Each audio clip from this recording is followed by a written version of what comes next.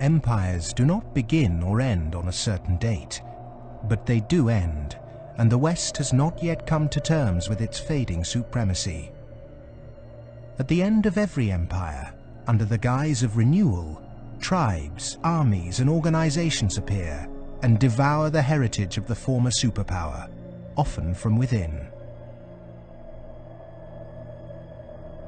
In his essay, The Fate of Empires, the soldier, diplomat, and traveller Lieutenant General Sir John Glubb analysed the life cycle of empires.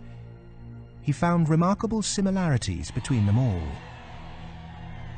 An empire lasts about 250 years, or 10 generations, from the early pioneers to the final conspicuous consumers who become a burden on the state.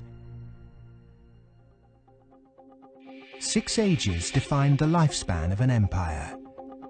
The age of pioneers, the age of conquests, the age of commerce, the age of affluence, the age of intellect, ending with bread and circuses in the age of decadence. There are common features to every age of decadence. An undisciplined, overextended military, the conspicuous display of wealth, a massive disparity between rich and poor, a desire to live off a bloated state, and an obsession with sex.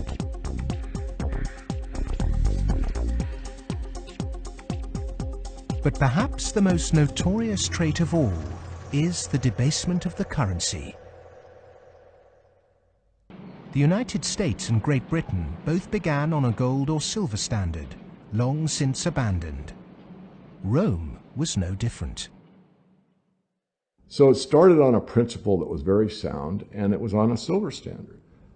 But as it corrupted further and further and further, the Roman denarius got to the point where it was basically a copper coin, and they learned how to plate, and it was washed in silver, and in circulation the plating came off. And at the end, all the senators that really did at one time represent the people only were interested in representing how much wealth they could steal at the top. Great empire wealth always dazzles, but beneath the surface, the unbridled desire for money, power, and material possessions means that duty and public service are replaced by leaders and citizens who scramble for the spoils. Historically, all the signs of the demise of empire are beginning to develop. Some are more trenchant than others. This current financial and economic crisis, that sort of thing always accompanies the demise of empire. The people of Rome were constantly being distracted by the gladiatorial events, and the politicians knew that they did this. Whenever there was unrest among the people, they had a huge event going on, and they created a new event with lots and lots of gladiators, and every day we're doing that. That is a common trait of declining empires. And so today in the United States, for example, you find a tremendous emphasis on all kinds of television programs that distract people from what's really going on. Sports is a big part of that, as it was in gladiator times. In essence, we've been lulled into a lethargy, and we've accepted it. Just as our sports stars today earn vast sums, so did Roman charioteers. In the 2nd century, one by the name of Gaius Appuleius Diocles amassed a fortune of 35 million sesterces in prize money, equivalent to several $1 billion today. Strangely perhaps, there's another profession that is disproportionately hallowed as an empire declines. The Romans, the Ottomans, and the Spanish all made celebrities of their chefs. And this again is typifying the end of an empire, where things were so great, we have this last oomph of momentum that we used to be great, and we felt great, and we don't feel it anymore. So everyone is out searching for it. Well, maybe it's in the best food, or the best clothes, or the best music, or the best movies, or a reality TV show, or another magazine. But you can never get enough of what you don't need. What you need is a strong moral conviction that is pervasive throughout the society, and integrity reigns. There's a vast apathy. There's a vast amoralism even a political nature to it. That is to say, there are vast numbers of people who don't give a damn. And so there's this natural, I suppose, entropy. Any living organism, which an empire is, of course, over time dies. Question is, how does it die? Does it die in a violent cascade of events, or does it die over a long period of time?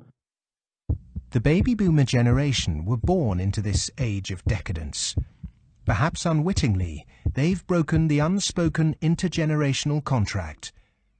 Through unfettered consumerism, spiraling house prices, and a desire for eternal youth, the baby boomers have squandered future generations' inheritance. My generation, the generation right after my generation, I think we forgot that little phrase in the preamble to our Constitution, which says, "and our posterity." All of a sudden it became us, period. The baby boom generation, which I'm a part of, has gone and done the biggest misallocation of capital in the history of mankind. We have had cheap oil, or cheap energy is a better way to phrase it. We've had an abundance of ideas, and we have chosen a system and perpetuated it that is probably one of the worst ways to use the blessings that were bestowed upon us. And we are going to pay a price for that.